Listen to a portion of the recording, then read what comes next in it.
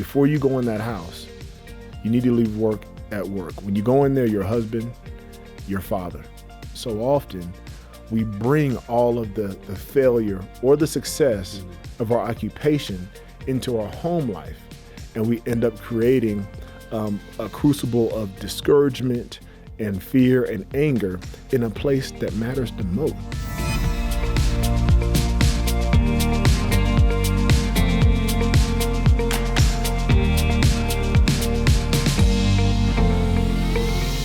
Benjamin, it's great to have you back. Man, always good to be here. Always good to be here with you guys. Why do you think becoming a dad is such a frightening thing to so many young men today? You know, hopefully in the context of marriage, but it doesn't always happen that way today. Yeah. It's frightening because I think innately men understand the responsibility of raising another human being. Do you think they know that even though many will walk away from that responsibility? I think they're convicted about it. Well, let's look in the garden. Let's look at the first man. He walked away. Inside of us, we have this proclivity, I think, to shun responsibility. Totally. And to desert and to be silent and to not step into things that are hard. Many times men flee, and I think we inherited much of that in our sin nature from our first father in Adam. And so you see men who understand the power and the importance of having a child, but perhaps it wasn't demonstrated to them. Or even if they had a father, look, I had a great dad growing up, but they don't give you any directions for raising a kid.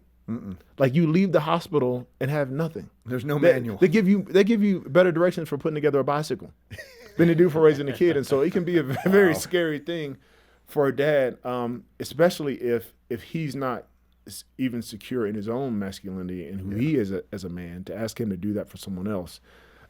Is a tall task in his mind. We talked about the latter part of your years in the NFL. In the locker room, you kind of were seen as the older guy, you know, and the younger guys would come talk to you and seek you out for wisdom and things like that. In that context, what did they say to you about being a dad? You know, I don't want to marry anybody. Yeah. Well, you know, the opposite was sometimes true. A lot of guys, I remember a conversation I had. I was playing for the Baltimore Ravens. So at this point, I was in year like 13 or 14. And there was a young guy had just, you know, he found out his girlfriend was pregnant. And we were just talking, sitting in the training room. We both had an injury. I think I was rehabbing an Achilles rupture, and he was rehabbing something else. And so we were just talking. And he said, you know, I want to be a great dad. I just don't know how. Like I know it's important. I want to be the dad for this child that I didn't have, but I don't know how. And I think that that's a sentiment for a lot of young men that I came in contact with throughout my time in the NFL. Yeah, you had some guys who didn't think it was important. You had some guys who were married and had plenty of kids. I mean, I got some great fatherly advice from a teammate of mine named Teddy Bruschi. Before I even had kids. Linebacker. Linebacker in New England. Before I even had kids. None of those guys have good advice. I mean, as a former quarterback, let me tell you, who likes those guys? Exactly. So there's this community within the locker room, but I found that a lot of guys, especially those who perhaps didn't have the best father growing up, want to do the exact opposite. But they just don't know how and don't know if they can do it. Yeah. Benjamin, your wife, Kirsten, is a wonderful woman, a strong woman. What did Kirsten tell you that helped change your mindset in caring about her and caring for her? You know, part of the difficulty with a transition out of sports is there aren't 100,000 people every single week shouting your name. There aren't people coming to interview you. They're not people like tweeting at you anymore, and so you're out of this fandom and you're quote unquote regular. And I remember her telling me, like, when you come home, like, I'm not one of your fans. I'm not a fan. I'm your spouse, I'm your friend, I'm your wife, I'm your confidant, I'm your lover. And for me, I knew all those things, but I guess I was treating her, not like I should.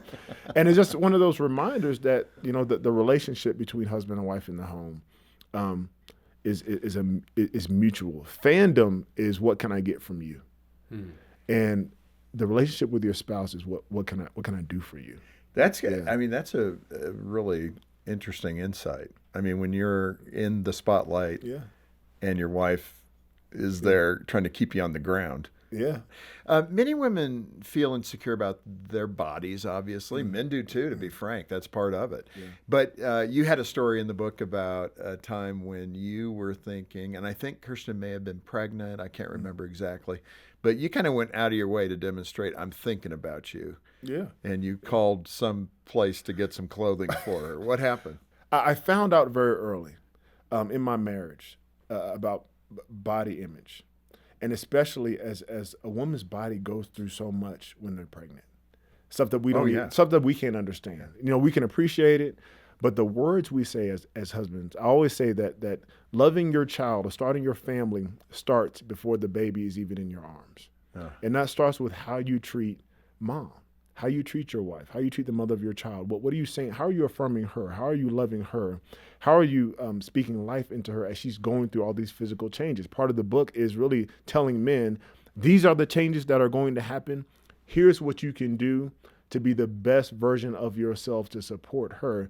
And I remember sitting on the locker room floor in New England, buying maternity clothes from this company in the UK that had these awesome maternity clothes, you know, dresses and stuff that were form fitting. They were cute. Yeah, it wasn't like a 3X. Like don't go buy your wife a 3X T-shirt and say it's maternity clothes. Like that's not going to get you where you're going. But these were made specifically for her. You always learn something at Focus on the Family. These are made specifically for women who are going through pregnancy at different stages, and they look great. And we did a maternity shoot with her with these clothes, and something like that is just a gesture to show that you are researching and you understand and you care about what she's going through. That was risky. Yeah. But she liked it. She loved it. Okay, good. She loved it. I won. Whew, that could be risky. I was the man. Hey, Benjamin, one thing that is really critical in that regard, you know, depending upon what mom's doing and what wife is doing, making sure she gets ample amounts of love and respect, obviously. So Kirsten, like Jean, worked at home. She didn't homeschool. I think your wife is homeschooling, which is a whole nother thing. Yeah. But that idea, we need to honor them as wives and as mothers in the relationship because they're working hard. Yeah. I mean, we think they're sitting at home doing nothing, but that isn't what they're doing. You know what? Another conversation that I've had in my workplace at times was, we're here doing this. They're over here doing nothing. Right. And I always look at the guy like, what do you mean by that? Seriously? They're keeping your kids alive. Like they're keeping you alive, actually. Like many of you would have forgot to put on your underwear if your wife didn't tell you. And so, but just that idea, I think, is dangerous. Yeah. And we as men, I think, have to be careful with how we joke about those sorts of things and how we challenge other men.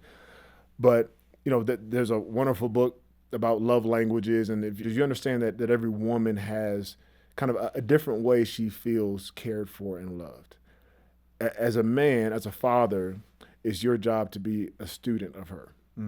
And, for Kirsten, the words of affirmation, telling her that she's done a great job, affirming her in what she's doing. Man, you are taking care of the house.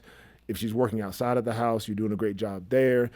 Being specific about those different things shows, with intentionality, shows that we care. I think a lot of guys, many times we just feel like if we're the primary breadwinner, then we have some outsized worth in the house, and she's lesser. Well, I can't imagine in your profession that was not extreme. I mean, you're an NFL football player, so these things become even more separated, I would think. So you got to work extra hard to make sure she's as valued as you are. You just have to be intentional with it. Yeah, I think. And what happens is, I'm sure you've experienced that, when you pour into her the right way, it's like everything becomes so much easier. Yeah. She flourishes. And our wives have such abilities. Just because as the man, you go out of the house, if she doesn't, many women do, you go out of the house and people tell you how good you are and affirm you and give you performance reviews and all those sorts of things. Don't automatically think that you're doing a better job at your job than she's doing at what God has given her to do. Well, what you said is so true, and it shows our lack of IQ, actually, because for guys, I mean, we will do the opposite of what produces that healthy relationship. Yeah. And I can't even tell you why. But, we don't go out of our way. How many hours did you spend trying to run a route or do a blocking assignment and Bill Belichick going, that wasn't it, Watson? Oh, you got to put your left foot. PTSD. Yeah. But I mean, think of that. And then we don't apply that really. Generally, as men in our marriages, we don't think about it, which is the problem. Yeah. We don't really work that hard. Yeah. It's about prioritizing. And so often, going back to that word of advice that I got from my teammate Teddy Bruschi, he one time told me, because I'm a perfectionist. What did he say to you? I don't think we said that. I know I'm going to. So I said, I teased it. Now we're going to talk about it. But I'm a perfectionist. When I would have a great game, I would be a pleasure to be around. When I had a bad practice or a bad game, nobody want, I don't want to be around anybody. I took a lot of it. This is even before we had kids. I took a lot of it out on my wife, on Kirsten. I'd be argumentative at home. Just really unpleasant. Wasn't being the husband that I should be. And I remember Teddy told me, he said, when you go home, you need to leave work at work. It seems very simple. Right. But think about how hard it is for men to do this. Totally. When you go home, if you need to sit in the driveway or on the curb on the street for 10 minutes, 15 minutes, whatever, before you go in that house, you need to leave work at work. When you go in there, your husband, your father, you're all the things that we say is important, but so often we bring all of the failure or the success of our occupation into our home life, and we end up creating a crucible of discouragement and fear and anger in a place that matters the most, where we have the most impact. And we sacrifice that because we're being paid over here and we're being honored over here in our work. And then at home, we're a shell of ourselves, or we're so preoccupied with stuff going on out there that we're not the fathers and the men that we're supposed to be. Well, that's so applicable to everybody, every man. It's a daily exercise. Yeah. You have a story, and I think this is really good. The context is big family. I mean, you and John both. We've got six, and you've got 7, and I've got 2. Yeah. But when you travel on an airplane, I mean, you got 9 tickets. It's a thing, dude. It's an investment. Yeah, but you had a flight attendant that you're getting all organized. I can't imagine what that organization looks like with 7 kids. The kids are incredible. Yeah. Describe what happened. You mentioned it in the book, but describe what happened and what he said to you. Yeah, I think it was a situation where I was flustered, to say the least. I said, put that in the exactly. Sure. I was flustered. I remember getting on an airplane. I forgot where we were going, and just sitting there, like, Lord, I'm sweating. Like, this is a lot. These kids are driving me crazy. And this flight attendant, comes down the aisle and just looks at our family, and just says, "Wow, these kids are beautiful. You're so blessed." One of them said, I wish that I wanted to have a big family, but I haven't been able to. Wow. And just that was a witness. Yeah. And so sometimes other people can see your blessing and you can't even see it. Yeah, that is so good. Like other people will see the beauty of what God has done in your life, and in this case, the kids and the family, and encourage you in that time as a parent where you feel terrible, that you're doing an awful job, that it's too much, that you can't do it.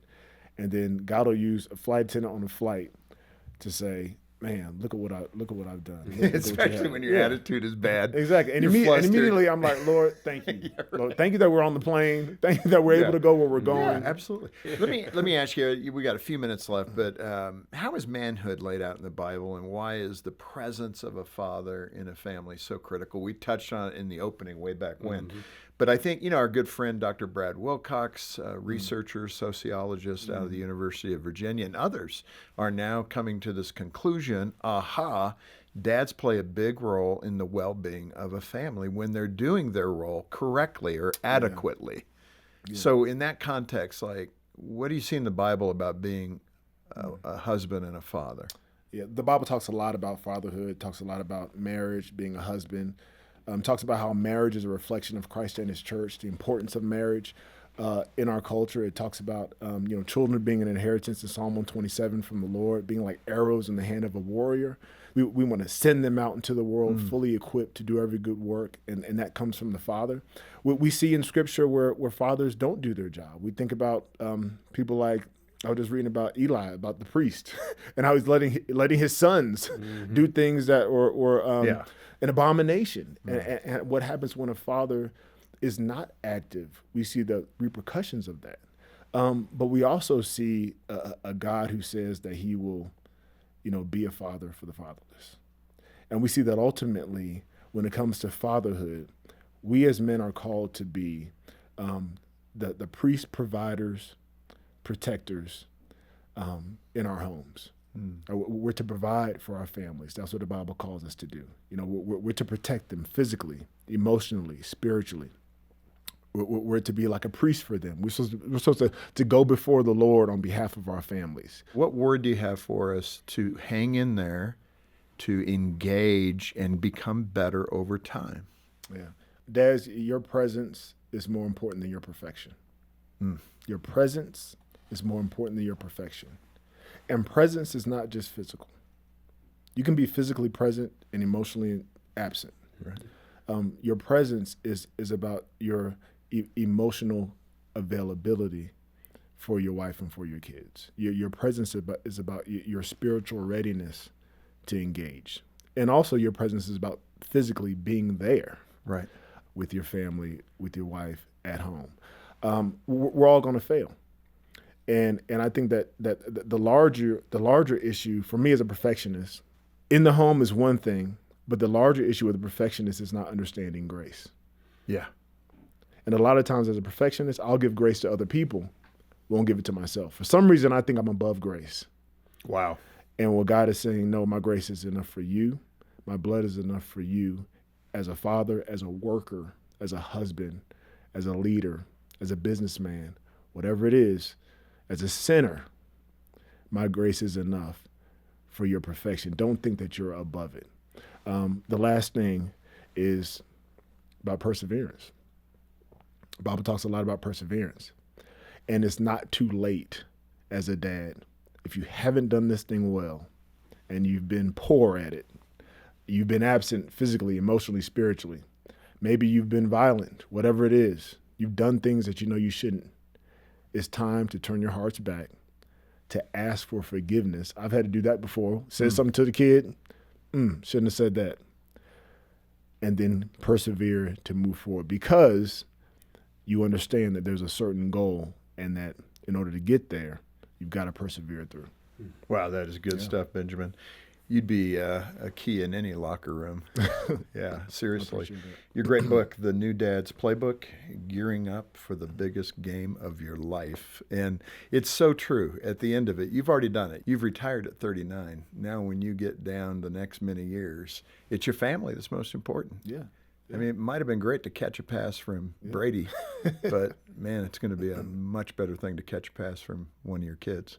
Exactly. Yeah. Exactly. And you know about. what? And you know what? Whatever job you're in, sometimes people say, what's the family life balance? Family work balance. I always answer that question by saying, look, we all have different occupations. We all need to make decisions with our family in mind. But whatever time you have at home, you need to be fully invested. Another good piece of advice. Totally. You could be a guy who works from home and a guy who doesn't work at all, but not be fully invested. Or a guy who works a 9 to 5 and is home for 5 hours with his kids. But those 5 hours, he's pouring into them. He's open with them. He engages with them, honors his wife, loves her how she needs to be loved. That guy's being impactful with what God has given him to do. Well said. That's for sure. Benjamin, this has been great. Again, your book, The New Dad's Playbook, I think you get the heart of it and so much wisdom in here. I hope we've touched the surface. Obviously, we can't get into all of it, but you can by getting a copy directly from Focus on the Family. And when you do, all the proceeds go right back into helping families. If you make a gift of any amount, we'll send it to you as our way of saying thank you for being part of the ministry. The details are in the program description, or give us a call, 800, the letter A in the word family. And thanks for joining us for Focus on the Family with Jim Daly. I'm John Fuller, inviting you back on Monday as we once more help you and your family thrive in Christ.